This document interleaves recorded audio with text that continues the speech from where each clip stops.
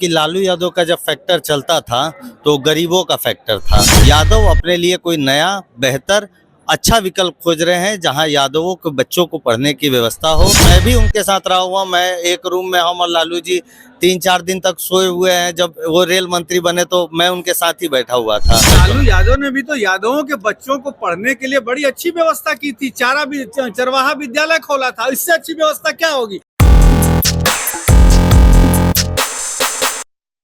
आप हैं निष्कर्ष भारत के साथ और मैं हूं मनोज चतुर्वेदी। देखिए, बिहार का चुनाव एकदम नजदीक आ रहा है और चुनावी शतरंज जो है ये बिछाना लोग शुरू कर दिए हैं। वही फिर से चर्चा शुरू हो गई है कि क्या इस बार भी बिहार राजनीति का चुनाव बन जाएगा। हमारे साथ नवनीत हैं और मैं नवनीत का परिचय इतना ही दे दूं कि लालू यादव 1977 में इनके घर का खाना खा के चुनाव लड़े थे। इनके दादाजी मंत्री रहे, नानाजी एमएलए एमएलसी रहे। नवनीत, क्या कहिएगा, लालू यादव का जो अब यादव फैक्टर है कहाँ काम करेगा? लालू यादव का यादव फैक्टर कोई बड़ा फैक्टर नहीं है, इसलिए क्योंकि लालू यादव का जब फैक्टर चलता था तो गरीबों का फैक्टर था। वो यादवों का सिर्फ फैक्टर नहीं था।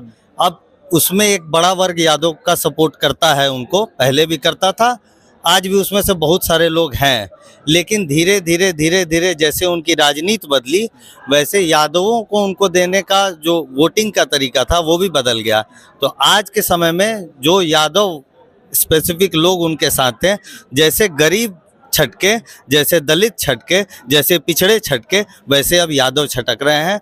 यादव अपने लिए कोई नया बेहतर अच्छा विकल्प खोज रहे हैं जहां यादवों के बच्चों को पढ़ने की व्यवस्था हो, यादवों के बच्चों के लिए स्वास्थ्य की व्यवस्था हो, यादवों के बच्चे भी अपने आत्मसम्मान के साथ कोई रोजगार पा सकें और यादवों के लिए वो सारी बेहतर व्यवस्था हो जिसकी लालू यादव ने भी तो यादवों के बच्चों को पढ़ने के लिए बड़ी अच्छी व्यवस्था की थी। चरवाहा विद्यालय खोला था। इससे अच्छी व्यवस्था क्या होगी? यादव को चाहिए क्या? नहीं, देखिए, लालू यादव ने 30 साल 35 साल पहले क्या किया था वो बात अगर छोड़ भी दें तो आज तो लालू यादव सक्रिय राजनीति में है नहीं। आज उनके पुत्र तेजस्वी यादव सक्रिय राजनीति में है।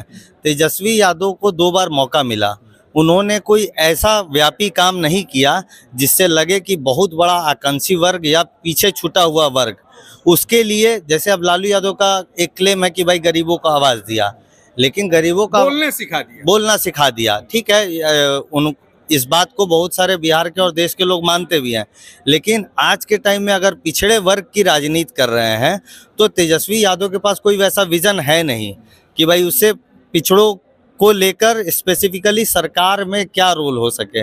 और जो आवाज़ देने की बात होती है, अगर 30 साल से आप आवाज़ ही दे रहे हैं और अभी भी आवाज़ की ही ज़रूरत अगर पड़ रही है तो आपने कौन सी आवाज़ दी है, ये भी एक सवाल है। लालू यादव आपके घर से, आपके दादाजी भी कई बार मंत्री रहे, क्या वाकया होता था? नहीं, वाकया ये होता था, मैं भी उनके साथ रहा हुआ, मैं एक रूम में, हम और लालू जी 3-4 दिन तक सोए हुए हैं। जब वो रेल मंत्री बने तो मैं उनके साथ ही बैठा हुआ था।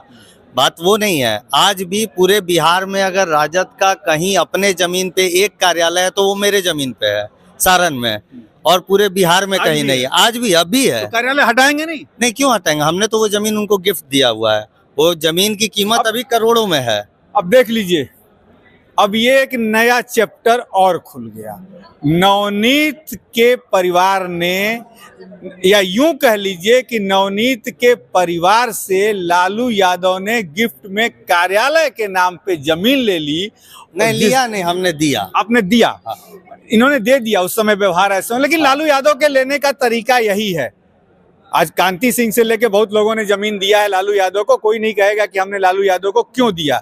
लेकिन देखिए, नवनीत की भी जमीन कितने अच्छे तरीके से नवनीत ने दे दिया उनको, लालू यादव के कार्यालय को स्वेच्छा से दे दिया।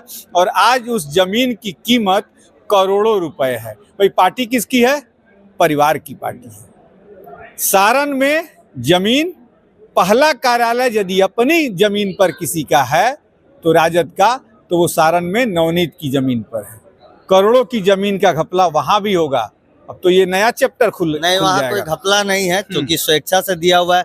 घपला तो तब होता जब या तो जमीन के बदले नौकरी, या तो उससे कुछ हम लाभ उठाए होते या हमने किसी लाभ तो कुछ नहीं, बता रहे हैं आपको। जैसा कि वो एक दौर था जब सब लोगों को लगता था कि भाई कुछ यादव ही नहीं, कुछ अच्छा काम या समाज के एक वर्ग को, जो छूटा हुआ वर्ग है, उसके लिए अगर कोई जगह बन रही है तो लगता था कि वो, जैसे मेरे दादाजी पहले बार निर्दलीय चुनाव जीते थे, लेकिन समाज का एक बड़ा वर्ग था जो, और उसमें जिसको हराए थे वो यादव होकर निर्दलीय चुनाव जीत गए थे, यानी कि बहुत निर्दलीय जीते थे। 4 टर्म एमएलए को हराए थे और 2 टर्म के एमपी का जमानत जब्त हुआ था, ठीक है।